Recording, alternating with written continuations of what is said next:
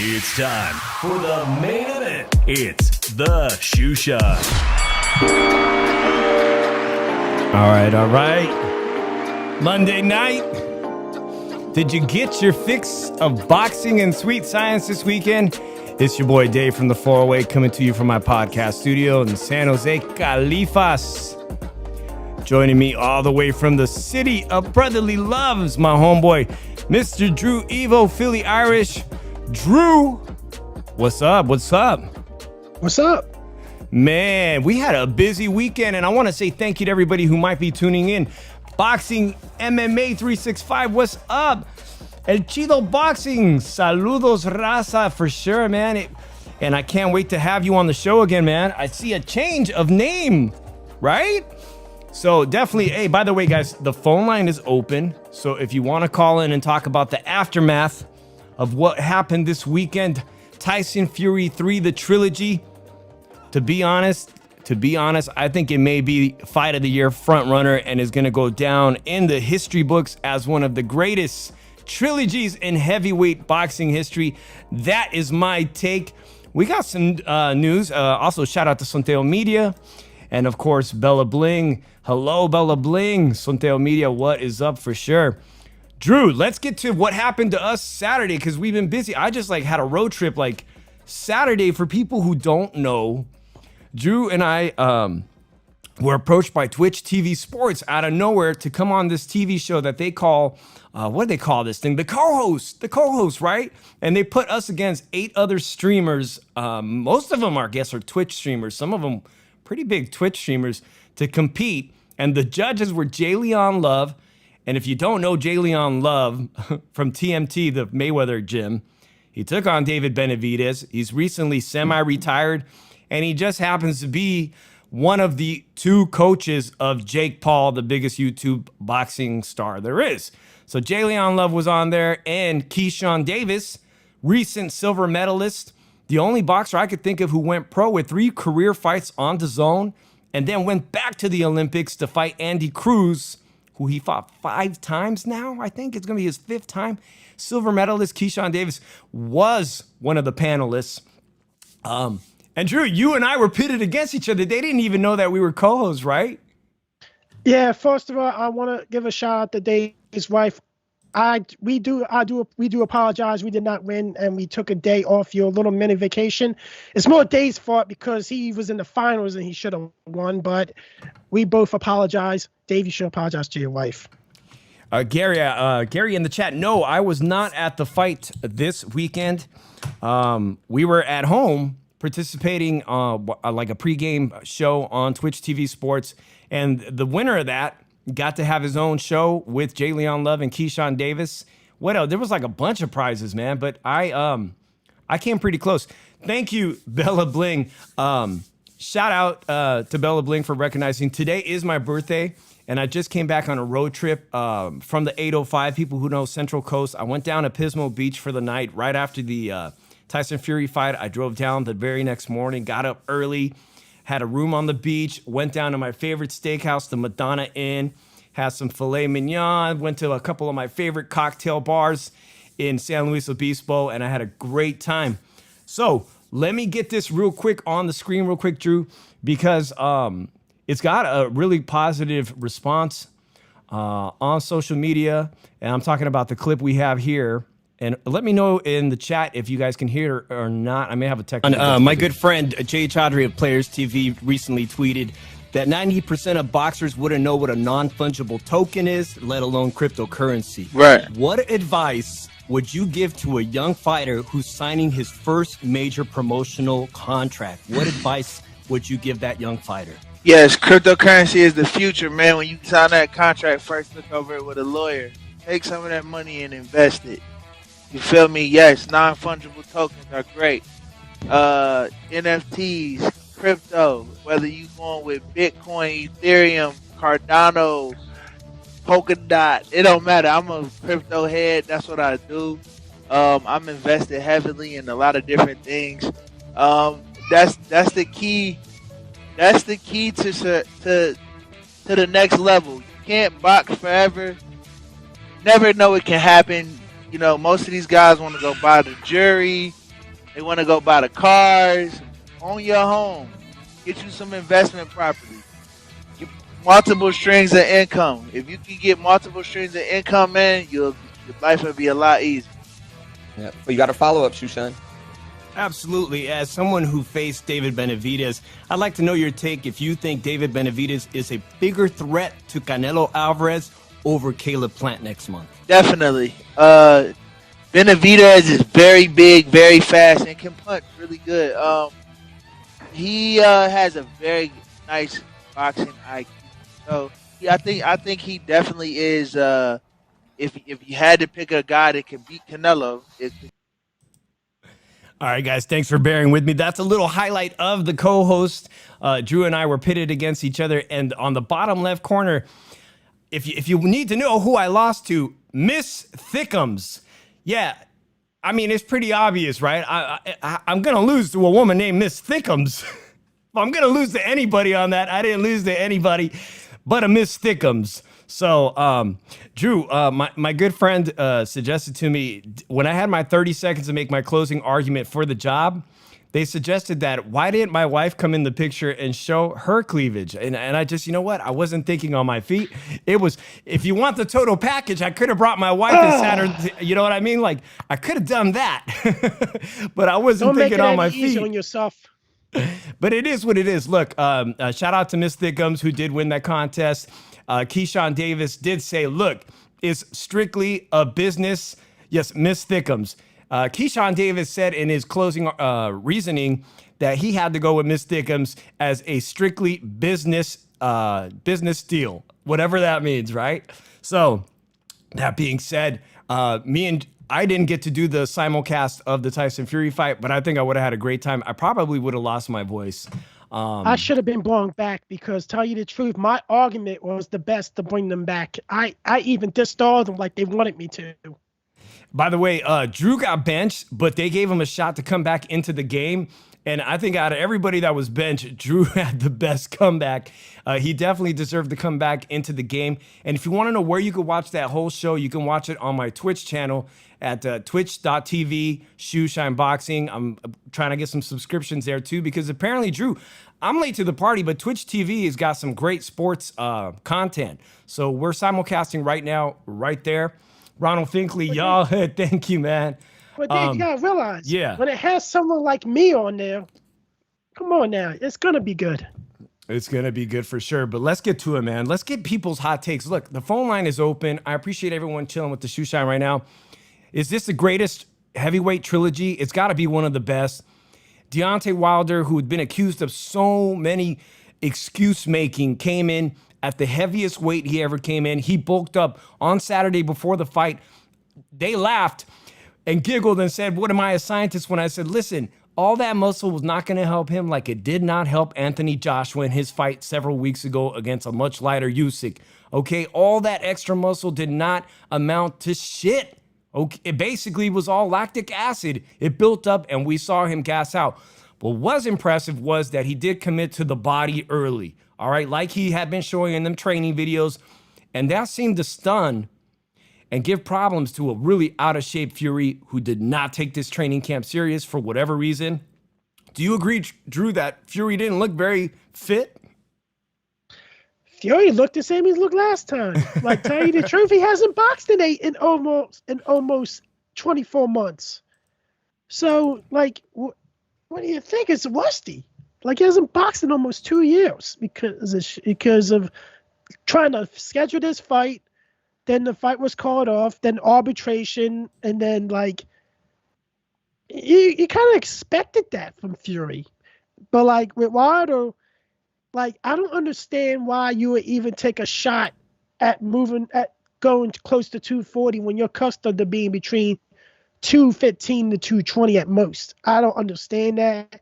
I don't understand with the muscle mass, because if Anthony Joshua failed with it, what makes you think you're going to do any better? Because you're not as skilled as Joshua. Listen, one thing for sure is that the extra muscle did not help with punch resistance. There's a lot of people that still, even on that panel we were on Saturday, people alluded that Fury doesn't have power. Like, look, he doesn't need to be ripped. He doesn't need to have the body of Adonis. He carries more than enough power, and he showed that again in the final fight of the trilogy. It did not help Deontay Wilder to come in bulked up. We saw that he gassed out early. It did, in my opinion, what did bother him was the last-minute change to the horsehair gloves. Because what I'm finding out today, they were saying he broke his hand. No, now they're saying he actually did break a finger, and that was, a broken finger is going to take quite a bit of time to heal as well. Regardless, he's not going to retire. That's what Malik Scott said. I don't have a problem with him retiring. But now that everyone is talking, all the different podcasts are chiming in, Drew. Who does Deontay Wilder fight from here? He says he's coming back. How much time does he need off? Well, the thing is, you're suspended by the WBC for 90 days because the way you were knocked out. Automatically, you're suspended for 90 days. Yeah, he was sent to he went to the hospital for observation, yeah, right? I think you won't see him for at least another 6 months if he comes back. But tell you the truth, when it comes to the horsehair gloves, they're a puncher's glove. All you really have to do, there was rumors that Sergey Kovalev, before he fought Bernard Hopkins, he was punching the wall to actually loosen the glove up to help expose his knuckle more and everything. So if you look at it, could he have punched the wall to expose his knuckle more? I'm not saying that he did, but let's look at it like this. At the end of the day, the Ldbc won, and I'm going to tell you why they won. Because now they have more narratives. They're going to try and put the excuses on. They're going to get the views and everything. But look at it like this. They don't care about Deontay Wilder because I'm going to tell you why they don't care about Deontay Wilder. Because with you making these excuses for him, you're not only taking the greatness of the fight that he brought into that fight, but you're tarnishing his legacy. And with all these excuses, you're not helping him, you're tarnishing his legacy, and you're tarnish all the heart that he expressed in this fight, and he kept fighting and everything. I don't understand why. It's because the views and for money. They don't care about Deontay Wilder. It's the truth. Drew, the glove change at the very last minute was a very dangerous calculation because he's injured his hand. He actually stopped wearing that glove years back when he had a hand injury using that exact type of glove, the horsehair glove. But he said, if Fury's going to wear that glove, I'm wearing it. He took this calculated risk that it would help him with his own power. And there you see him landing that devastating right hand. That did drop Fury eventually. It gave him 2 knockdowns. And in my own household, people thought there's a good chance Deontay Wilder is going to pull off this upset. 2 knockdowns in 1 round, 5 knockdowns altogether. I'm calling this a fight of the year contender, forerunner. Oh, this is fight of the year. There's no way nobody beats this fight as fight of the year. Chicano Prophet says, Drew rocking the Fury look now. Shout out to Chicano Prophet. Call in, homie. It's been a minute. This is the Drew look. Calm down. This is the true look.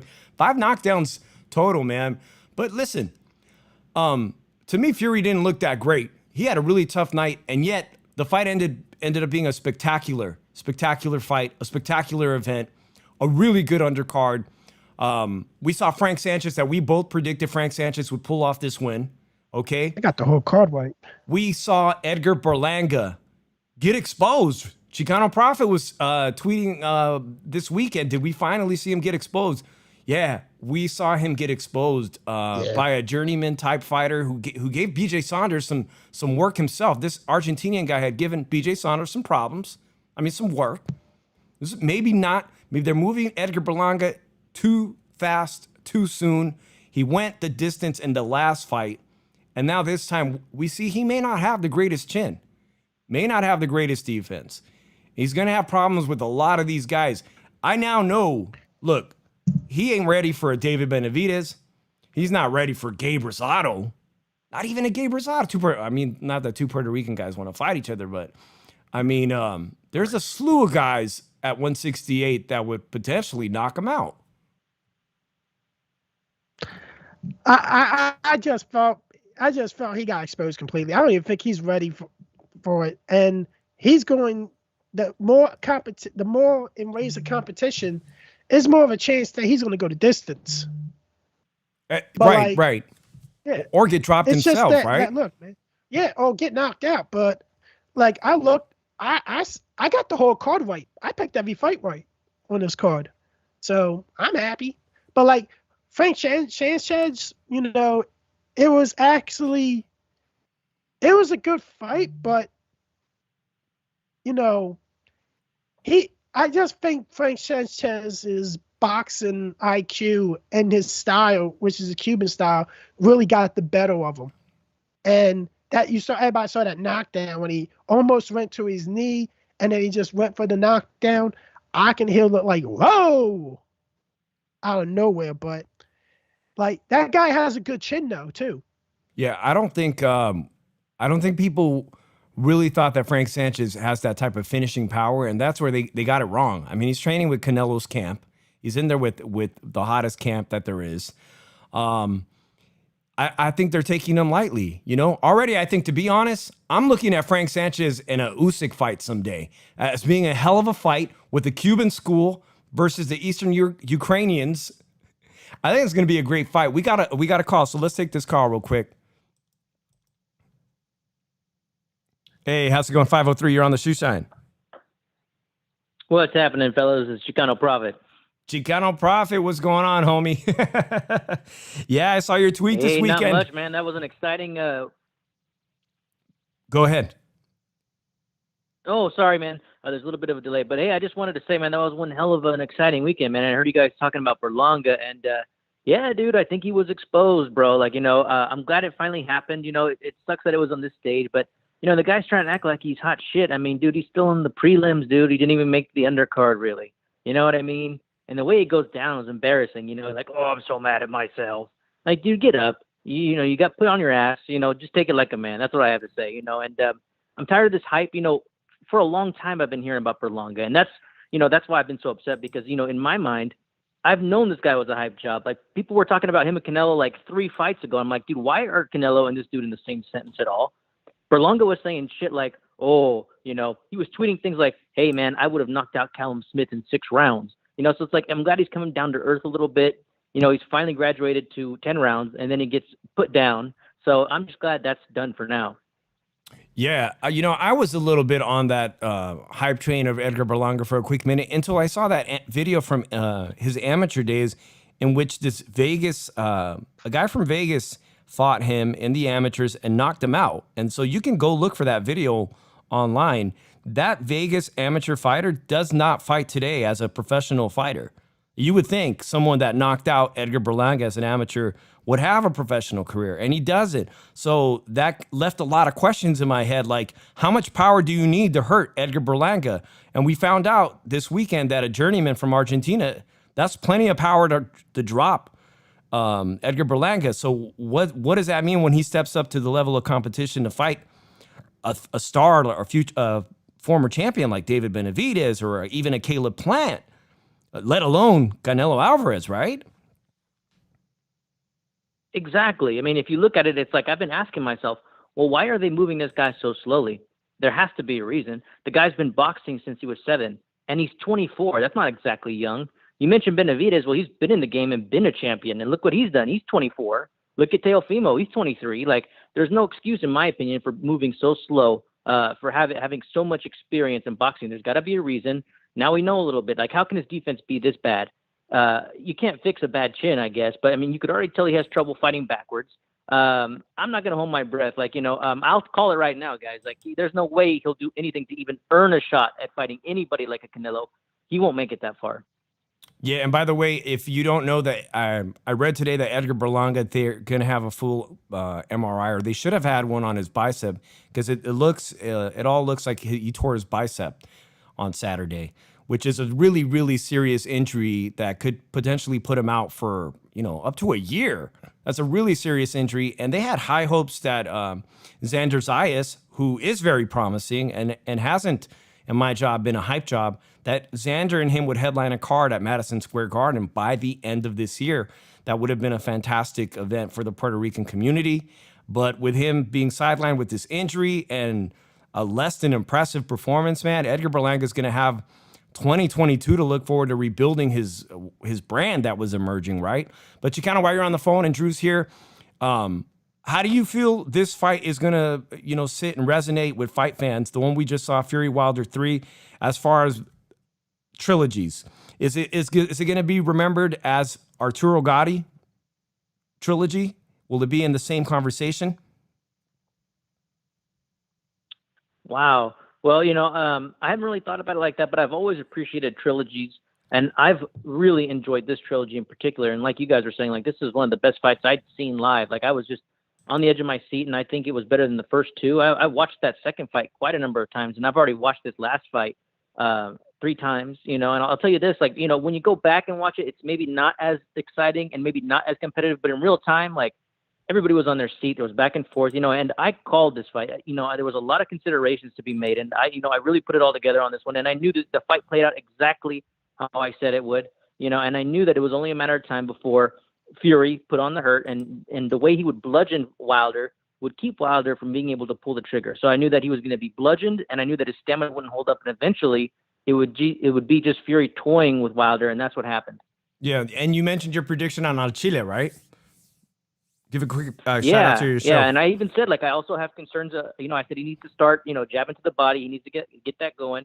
He needs to go for broke early, and that's exactly what he did. And I also had a question about his hand, like, well, why isn't he throwing that hand? Why isn't he, and sure enough, he broke his hand. So, I mean, like, it all just kind of came to fruition, and I do feel bad for Wilder. Like, I've liked Wilder. I was a big fan of his, like, I went to the first fight, the Wilder Fury fight, and, I went there to go see Wilder mainly. I put money on him. I predicted him to win the first fight and the second fight. And it's just a shame that, people, the narratives have kind of taken away from what a great rivalry this was, and I also think that, it sucks that Wilder got sucked into it as well. I think he should have shaken Fury's hand at the end.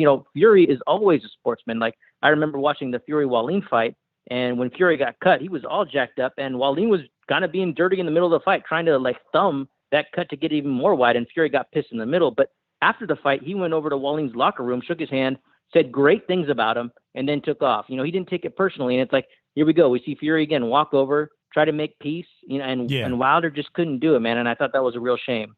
It was absolutely a shame. Drew, I don't know if you saw, Drew, but in BT Sports, in the Fury interview, post-fight interview with BT Sports, they got more in depth, and they asked him, what conversation did you have with him? And Deontay Wilder said, I don't want to do any of the sportsman stuff. And some other thing, like he just let him know, I'm not going to do none of that. And Tyson Fury, I mean, he said, when he told the American audience, he said, I'm going to ask God to pray for him or to soften his heart. I thought that was a nice touch. It's very important. It's very important to me that people pass that on to their children in all sports, in all, not just combat sports, but every sports, that you still instill sportsmanship. Is very important, especially in combat sports. I saw people on Twitter saying shit like, oh, come on, these guys are trying to kill each other. Now you want them to shake hands and hug it out like bros? Drew, did that leave a bad taste in your mouth?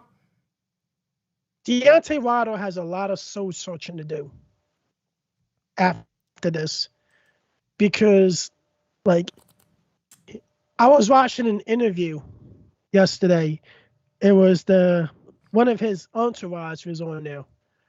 And they asked about him, talking about why didn't he shake his hand. He's like, was you shaking hand of a guy that cheated you in the second fight? And I'm like, stop making excuses, man. He didn't cheat him. Like, seriously, that's all you have, man, going, that he cheated him. No, he didn't. That just showed you he didn't cheat him, and he's knocked him out clean. He knocked him out cold clean. So come on, dude. I don't care if you say, he didn't have that mark on his head. Come on, man. Stop it. Stop being a sore loser. You lost. At the end of the day, your boy lost to the better man. Admit it. He should shake his hand and everything. He gave you 3 grueling fights. And like really, he helped made you all that money and everything. And at the end of the day, man, he could have just argued and, the arbitration and not take the fight against you, man. But at the end of the day, man, you got to grow up. you gotta grow up at some point, man. You gotta do some soul searching. Grow the hell up, man. Shake the dude's hand.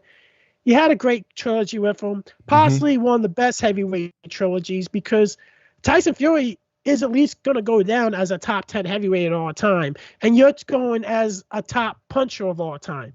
So at the end of the day, come on, man.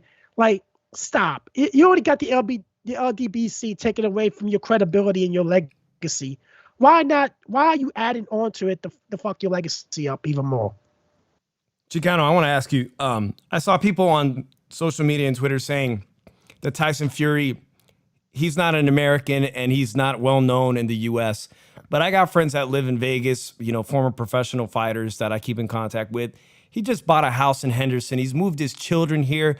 He had a party, a celebration party with Steve Aoki DJ, who's like one of the hottest DJs in the world.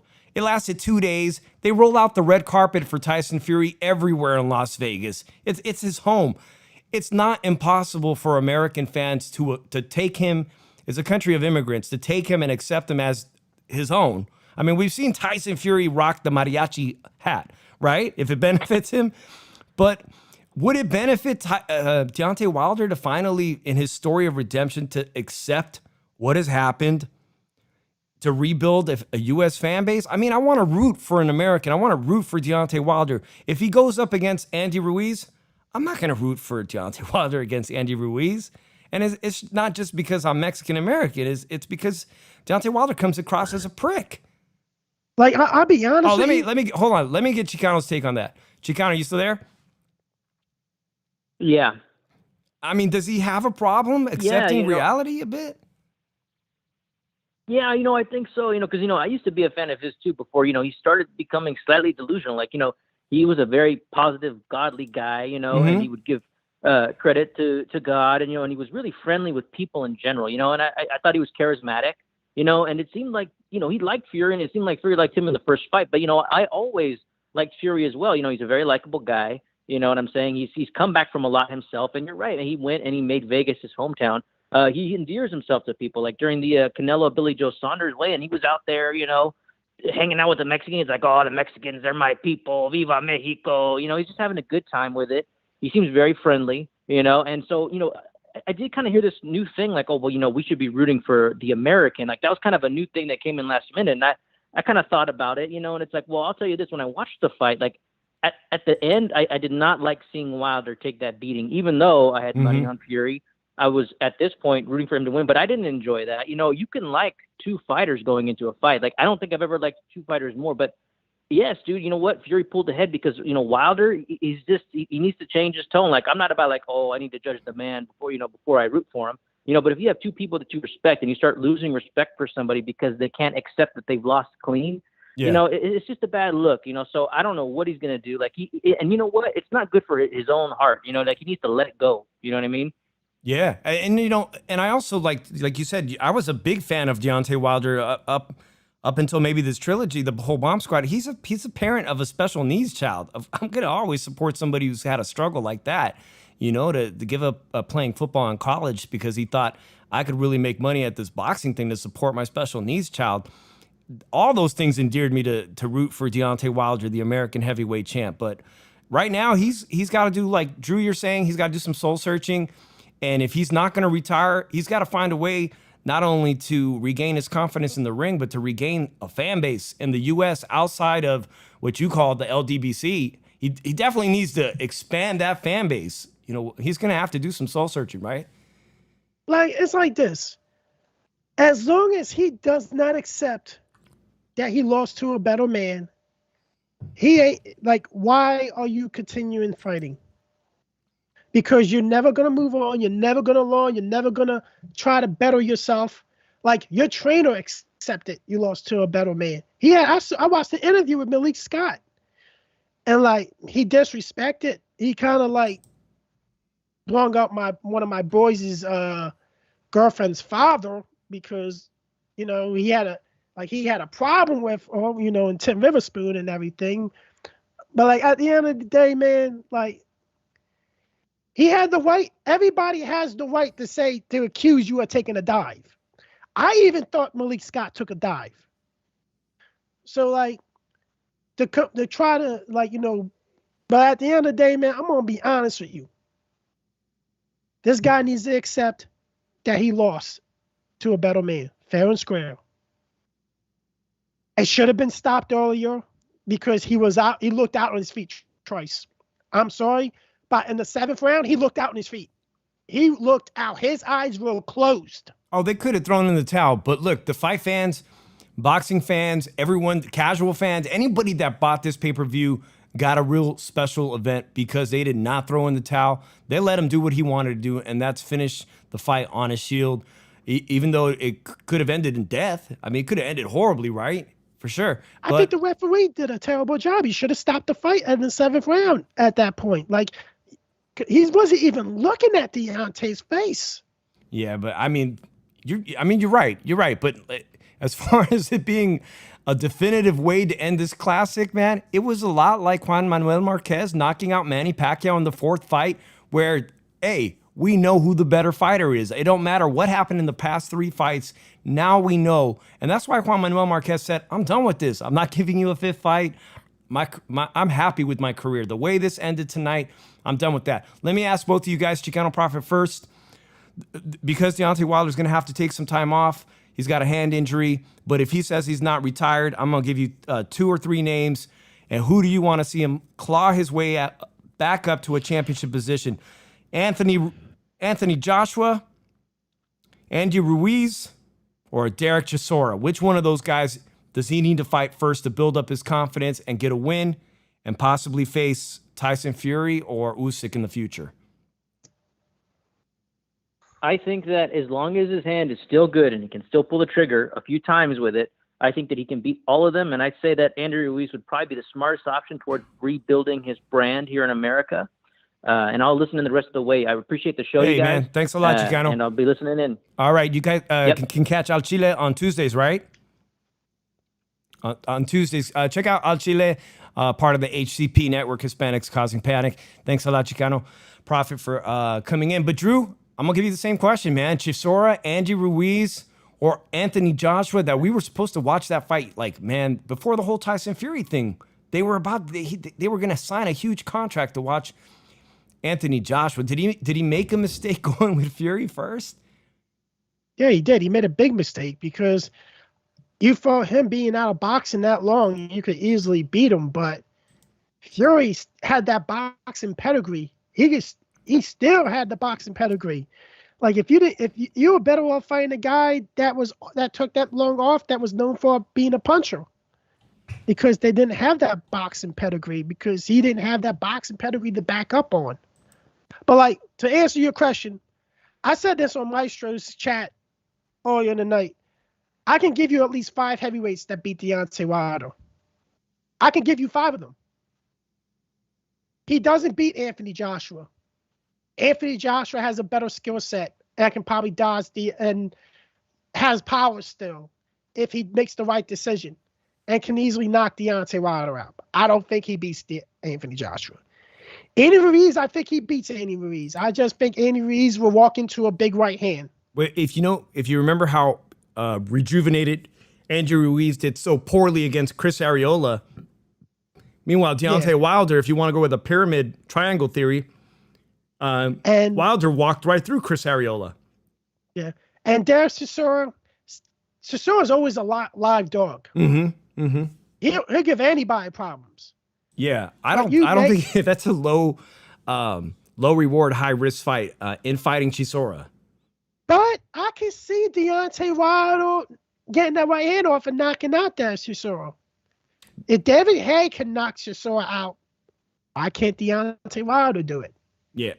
But like, at the end of the day, I could give you at least 5 heavyweights that beat Deontay Wilder. Easy. Okay.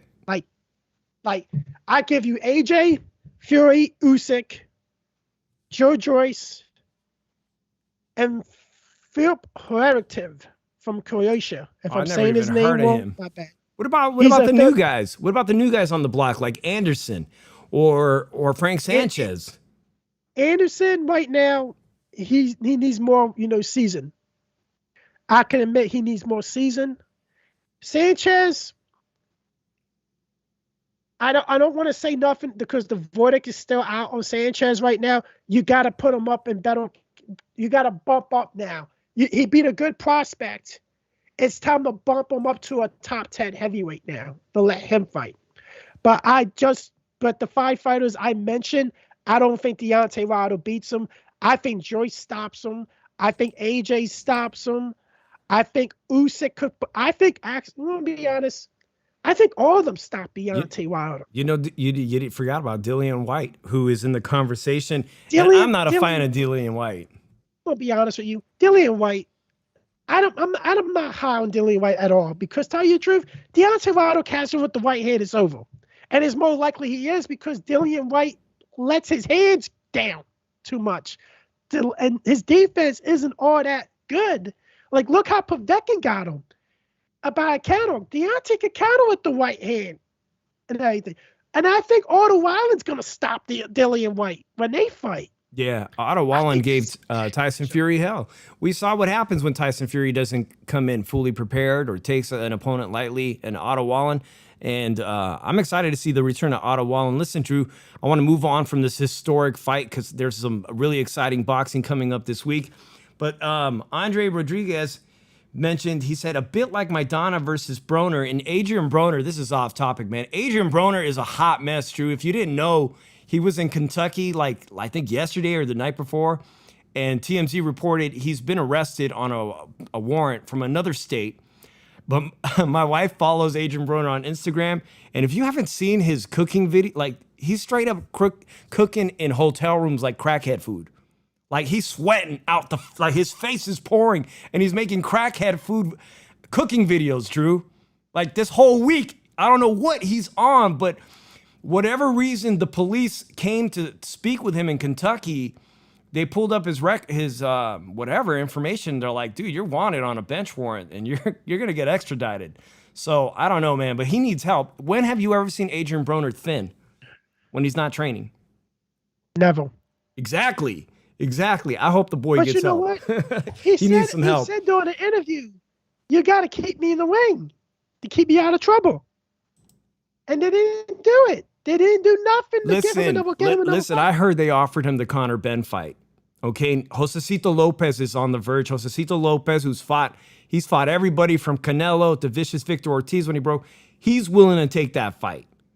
Okay, AB could have taken that fight. He didn't want the money. Maybe he doesn't want to get embarrassed or for whatever reason. But it'd been a great fight. I mean, anytime you put Adrian Broner, who you get people excited. I don't know. He still carries some weight. He's not really a live dog in there. But here's the problem with Adrian Broner. Adrian Broner, all he does, and he's even down the court, he's like this. He doesn't fight with urgency at all when he's down. So how could it be a great fight when you have him down on the cards? He's just going to be like this. That's what he does. Like he did it against Madonna most of the time in the fight. He done it against Sean Porter until he got that one knockdown. Like and to answer Chicano's question, I have Usyk and Tyson Fury tied for best fighter in the heavyweight division, and I still got Usyk as number 1 pound for pound because he was undisputed in cruiserweight, and now he's a 3 titles. He actually holds 4 titles in the heavyweight division, 1 non-major sanctioned body. So to tell me, give me that stupid question, because it is a stupid question in my book. Just try to test me on it. Come on, man. He beat everybody in the prime on the home turf besides Chisora. It was still a live dog. And I'm not going to keep giving people excuses why I picked Usyk as number 1 pound for pound. Seriously. Accept it. Love it. Follow it. I'm not You don't ready. like it? I'm not ready to do that. I'll say this, man. I've got the Gypsy King as number 1 heavyweight and Usyk, who holds 3 belts. Until Deontay Wilder or AJ or anybody else takes one of those belts, that's what it's going to be for me. But this morning, before we wrap up this whole trilogy talk, I was watching the Boxing Voice, and people were actually saying that Deontay Wilder versus Andy Ruiz is not worthy of a pay-per-view. Like, are you crazy? Yeah, I know it's not going to get a million it might not get a million buys, right? But that's because You know there's no international superstar involved. It's a great You know fight. what? It's a great fight, You know though. what? Yeah, it is a great fight. But here's the problem. When you got people in that chat that's mostly like LDBC guys sometimes at some points, and you got certain guys making excuses for Wilder and everything, I put a super chat in, and I was like, it's a great fight. Stop making excuses. The better man won already. Like, really, to the last caller. Shut up already. I didn't even see you in that. Like, hey, a shout out to Sonteo Media, who's done some fantastic work. I was talking with him earlier. You could go catch his writings at the Pugilist Place because there is some really exciting Mexican-American fighting this weekend. We got Fresno. We got the return. The return, dude, over a year. Okay? It's been over a year since Mikey Garcia's been in the ring, and he signed with Matchroom. We've seen what Eddie Hearn, you know that he had that beef with Bob Arum for years, the Top Rank thing that took him out of the business for almost 2 years. He signed with Matchroom. He needs to get back in shape. Yeah, I want to see him fight Regis Prograis. I would love to see Mikey Garcia be a serious contender at 140 because I already know he's not going to dent the welterweight division. But that doesn't mean he wasn't one of the best lightweights or one of the best 140-pound fighters. I want to see him make a return to 140 and maybe fight Joshua Taylor eventually. But this Saturday on DAZN, you got some great fighters. You got Jesse Bam Bam Rodriguez, who he was telling me, who's this brother? Oh my God, he's the younger brother of a big fighter. You got Diego Pacheco, who looks like a great athlete. You got Mark Castro, who's one of the hottest prospects. This card is stacked. But the guy he's fighting, Sandor Martin, let me just show you a little bit. He's already in Fresno getting prepared, Drew. He's kind of a journeyman, but it's not a bad tune-up fight. I think we'll be surprised, man. You know what, man? I don't really care too much for Mikey Garcia. Oh, here we go. No, I really don't, because he wasted his prime. He's taken that 2 years off for legal issues, which is what happens when you don't get along with your promoter. He's also bounced. He also bounced around because he wanted the biggest purses, biggest paydays. Yeah, but you see how he got dominated by Earl Spence. And I don't think he beats Regis Prograis now. I just think he wasted his prime. And that's the story of Mikey Garcia's career. A guy that wasted his prime and thought he was worth money when he wasn't. Like, seriously, he thought he should have got the Manny Pacquiao fight. He did want that. I mean, that's one of the biggest fights you can get. You know, he was approaching it from a business perspective, but can Matchroom turn around his career? You know, we're going to find out if Mikey Garcia still has some big fights ahead of him, a potential fight with Regis Prograis, or, I mean, if he can dominate at 140 and get himself in a position to fight Joshua Taylor before Joshua Taylor moves up to 147, what about a fight with Teofimo Lopez? Here's the problem. If Eddie Hearn can't get Andre in the big fights, what you think he's gonna do with Mikey? Like, seriously, you know who he has Andre fighting next? The guy that just beat Shane Mosley's kid, Krillin. What the hell is his name? The Irishman. Like, that's a mismatch. And I'm Irish, and I'll tell you that's a mismatch. Andre got problems all of his own. But listen, not to be outdone on Saturday with some good fights in Fresno. All right, Fresno is a big fight town. We got San Diego with the return of the 126-pound world champion, featherweight champion, my favorite 126-pound champion, because, you know, across the pond, the UK guys got all the other belts, man. But that's Emmanuel the Vaquero Navarrete. He's going to be fighting. But again, I'm not impressed with his opponent because you know who his opponent is? It's Yoet Gonzalez, who got beat up, like dominated by Shakur Stevenson. You know what? I just can't, because they've been given, like, they're running out of opponents. For who? Top Rank? I think Top Rank is running out of opponents, or you're just trying to give this guy an easy fight. And I know they're not trying, and I know he's not taking easy fights. It's not a guy that takes easy fights. He takes anybody on. I think he'll take anybody. I just think Top Rank is starting to run out of opponents for him. Interesting. And that's when you gotta go and cross promote. Oh, and definitely. everything. Like I said, the UK, they got these guy Lee Woods. They've got champions over there at 126. I was talking to Ruben Villa from Salinas, California, that fought Navarrete. And he says he would love to go across the pond and fight those UK guys for a chance. He came up short in that fight against Navarrete, but he really thinks had he made the proper adjustments, the scorecards could have gone his way. But he's down to go across the pond to the UK for a 126-pound title. You're right, maybe that they do need to cross-promote.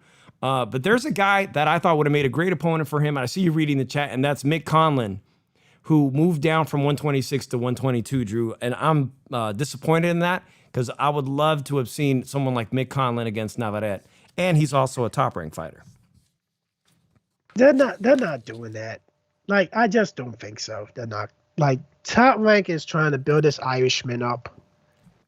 And to put him up against Navarrete right now, I don't know. They just don't think so. Like, I think Top Rank really has to really look at its roster. Oh, actually, like review. I got corrected here. I'm sorry, Drew. Gary says Lee Wood is fighting Michael Conlon next to be for the mandatory WBA title. So that's good news for Mick Conlon.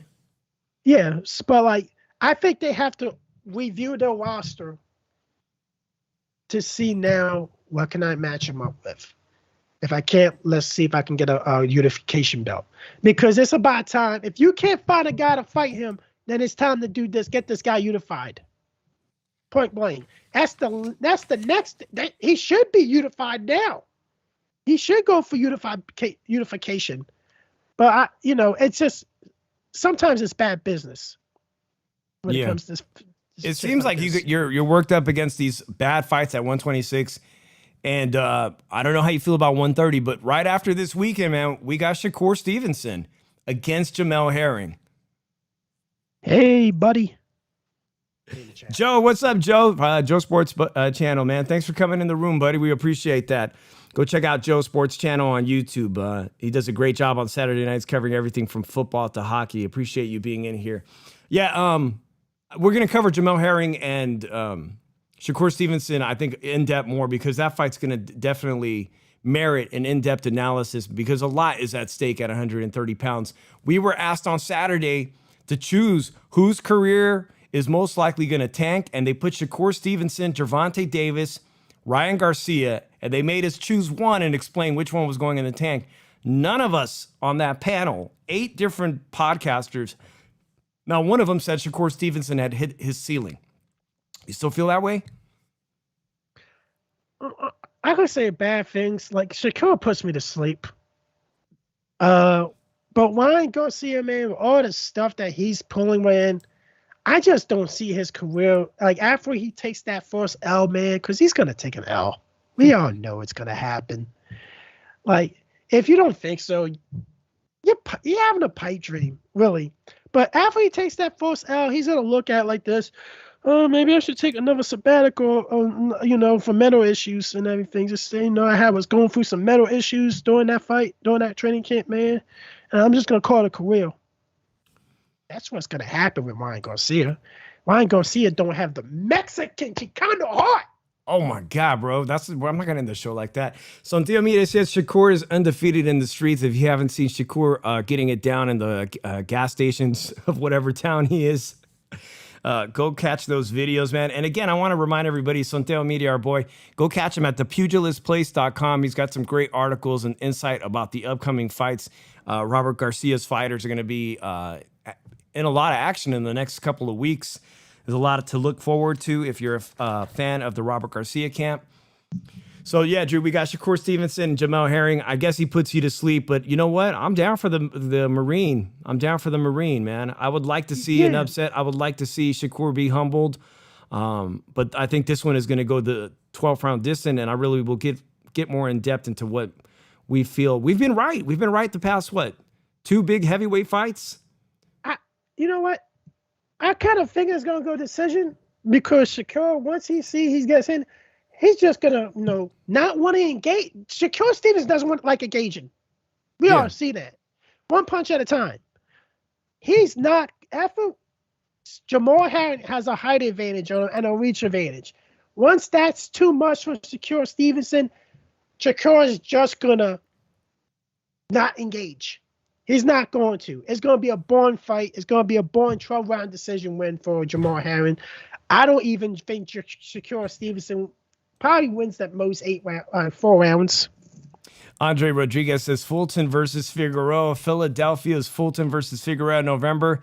That's a fight. I'm 2 champions. I'm definitely looking forward to that. And that's actually going to be before the other potential biggest fight of the year. And that's Sean Porter versus Bud Crawford, which I just want to remind everybody here. I'll be at that fight and I'm ready to make merchandise. And if I run into you, I just need one help. I need some help here. I need to get 100 subs. I'm just shy by like a handful so I can name my channel on YouTube. Help me out. Let somebody know to hit the subscribe. Hit us up with a like today. Drop some comments. Let's get my numbers up. I want to do 2 things at that fight.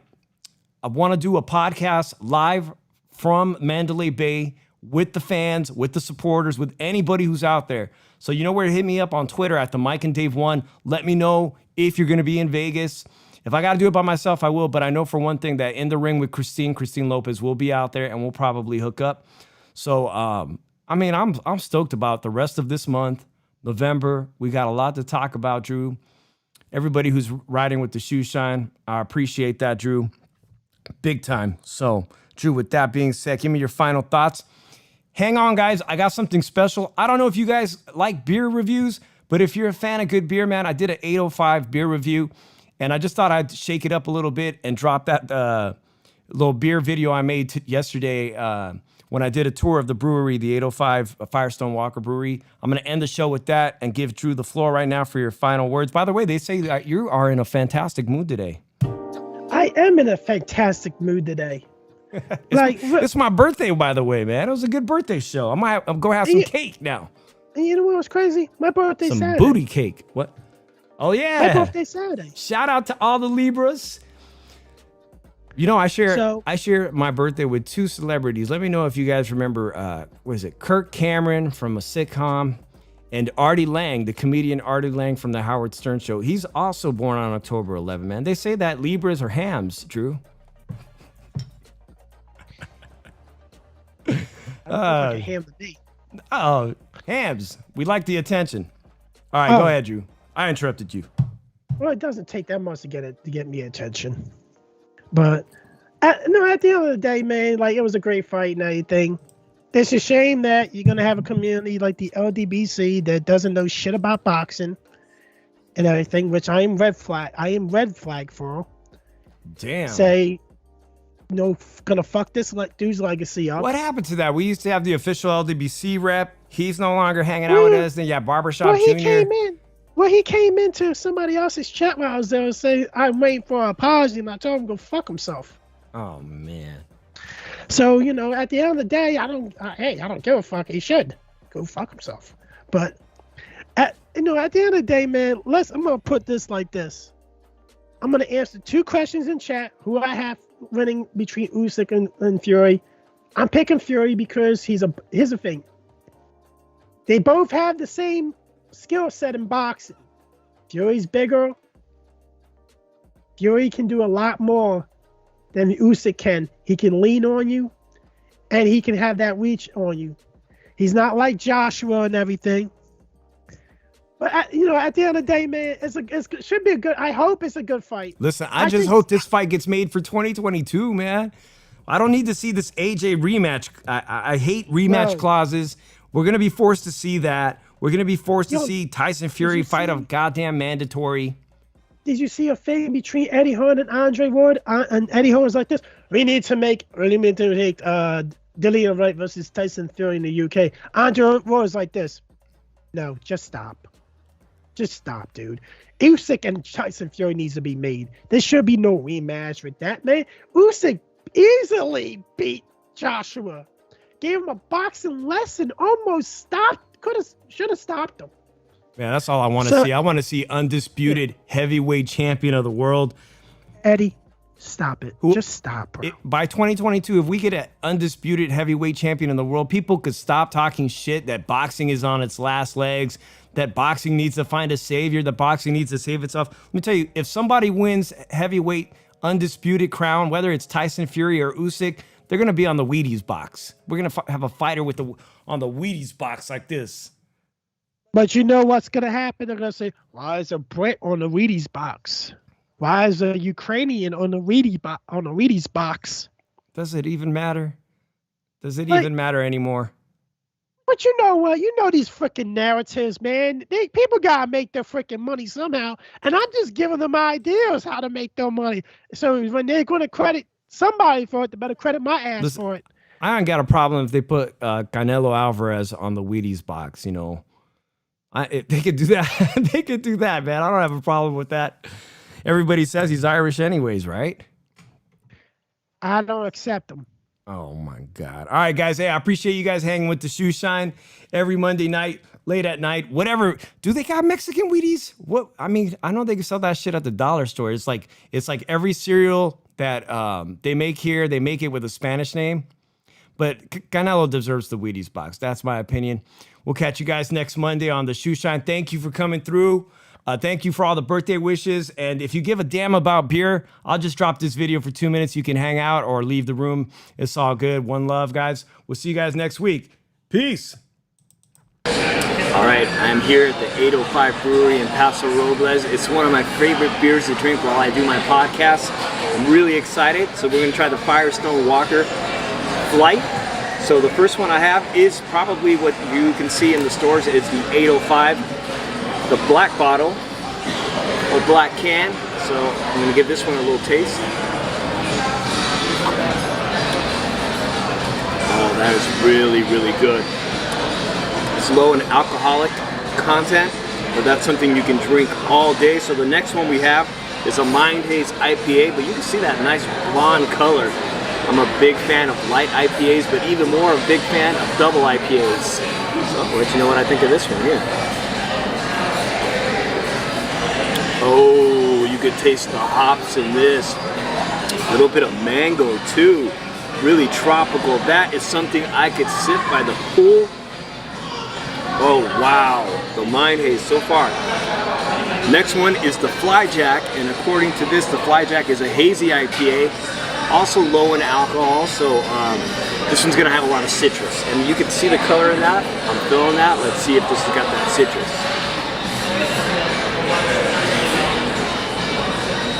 Ooh, between the Mind Haze and the Flyjack, that is gonna be tough. That is a tough call. Both of those would be really good at a barbecue. Let's go with this one here. This is the Union Jack, a West Coast IPA, and you know Dave's from the West Coast. So let's go with this one right here. This is gonna be almost a double IPA, 8%. So here we go. Oh, wow. Even more dry hop flavor. It's got some pineapple in it. This is what I would drink. Typically, I like a double IPA, and I wish that I can get this at my local grocery store, but so far so good. I'm gonna let you know what we got going on with the food. We're gonna try the food in just a moment.